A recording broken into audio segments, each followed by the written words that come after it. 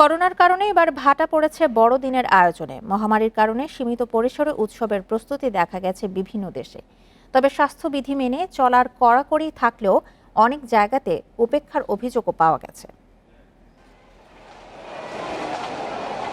যীশুখ্রিস্টের জন্মস্থান ফিলিস্তিনের বেথেলহাম। প্রতি বছর বড়দিনকে কেন্দ্র করে বিশ্বের বিভিন্ন দেশ থেকে হাজারো মানুষ জড়ো হন এখানে। কিন্তু এবারের চিত্র ভিন্ন। সীমিত আকারে শুধু নগরবাসীদের নিয়েই উদযাপন হচ্ছে বড়দিন। করোনার কারণে বড়দিনের আয়োজনে ভাটা পড়েছে বিশ্বের বিভিন্ন দেশে। এবার অন্যান্য বছরের মতো ভিড় নেই প্যারিসের দোকানগুলোতে। রোমানিয়াতে দেখা গেছে স্বাস্থ্যবিধির কড়াকড়িতে উৎসবের প্রস্তুতি। তবে উল্টো চিত্র দেখা গেছে ইতালির অনেক জায়গায়। বিধিনিষেধ উপেক্ষা করে কেনাকাটা করতে শপিং মলগুলোতে ভিড় করেন অনেকেই। বড়দিনকে ঘিরে যুক্তরাষ্ট্রের বিভিন্ন রাজ্যের বিমানবন্দরগুলোতে দেখা গেছে উপচে পড়া ভিড়। করোনা ভীতির মধ্যে উৎসবের প্রস্তুতি নিয়েছেন দেশটির নাগরিকেরা।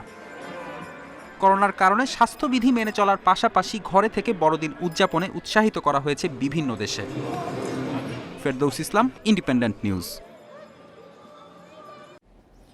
যুক্তরাষ্ট্রের বড়দিনের আয়োজনের খবর জানাতে নিউ ইয়র্ক থেকে যোগ দিচ্ছেন আমাদের যুক্তরাষ্ট্র প্রতিনিধি এস এম সোলাইমান। এই করোনা মহামারীর মধ্যে যুক্তরাষ্ট্রে এবার বড়দিনের আয়োজন কেমন দেখছেন এবং খ্রিস্ট ধর্মাবলম্বীরা এই বিষয়ে কি বলছেন?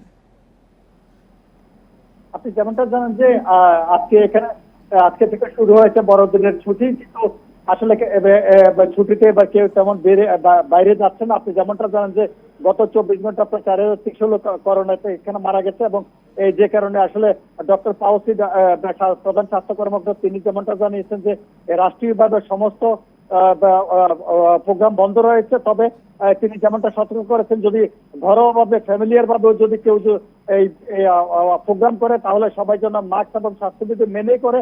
আরেকটা বিষয় আপনাকে জানান যে আমি এখন দাঁড়িয়েছি ধরুন এখানে এই জামাইকা হিলস, এটা বাংলাদেশের অধ্যুষিত একটা মার্কেটিং এলাকায়, কিন্তু এই শপিং এলাকাতে মানুষের কোনো ভিড় নেই, কারণ মানুষ আসলে এবার কোনো মার্কেটে যাচ্ছে না, কোনো শপিং করছে না। যেভাবে শপিং করছে অনলাইনের মাধ্যমে শপিং করে নিচ্ছে। আরেকটা বিষয় আপনাকে জানিয়ে রেখে, যারা এবার সরাসরি কেউ কাউকে গিফট দিতে যাচ্ছে না কিংবা ফুল নিয়ে কাউকে শুভেচ্ছা জানানো যাচ্ছে না, সবাই অনলাইনের মাধ্যমে অথবা ভাইয়ের মাধ্যমে। আরেকটু জানতে চাই, চার্চগুলোতে বিধিনিষেধ নিয়ে কি ধরনের ব্যবস্থা থাকছে? যারা নাকি প্রার্থনা করতে যাবেন তাদের কি ধরনের নিয়ম পালন করতে হবে?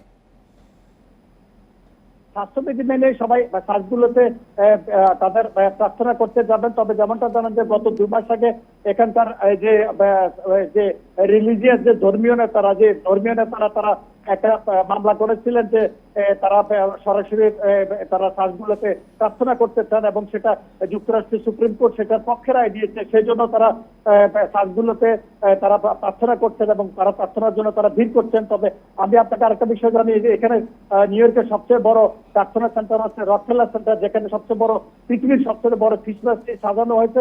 সেখানে স্বাস্থ্যবিধি মেনে 6 ফিট অন্তর অন্তর সবাইকে লাইনে দাঁড় করিয়ে একজন করে ভিতরে ঢুকছে, এবং তারা তাদের সেই প্রার্থনা কিংবা উৎসব পালন করে। তারা একজন বেরোচ্ছে, আরেকজনকে ভিতরে নেওয়া হচ্ছে। আরেকটা বিষয় আপনাকে জানিয়ে রেখেছে, এই যে করোনার কারণে এইবারের আসলে এই খ্রিস্টমাসটির সবচেয়ে ভিন্নতা দেখা গেছে, যেমনটা দেখাচ্ছিল অতীতের বছরগুলোতে। এবার আসলে বেশিরভাগ মানুষের ঘরে এবং অফিসে তাদের নিজস্ব অবস্থানে রয়েছে, এবং স্বাস্থ্যবিধি মেনেই আসলে তারা তাদের এবার সবচেয়ে বড় দিনের ছুটি কাটাচ্ছে। যুক্তরাষ্ট্র থেকে বড়দিনের আয়োজন নিয়ে জানাচ্ছিলেন সহকর্মী এস এম সোলাইমান।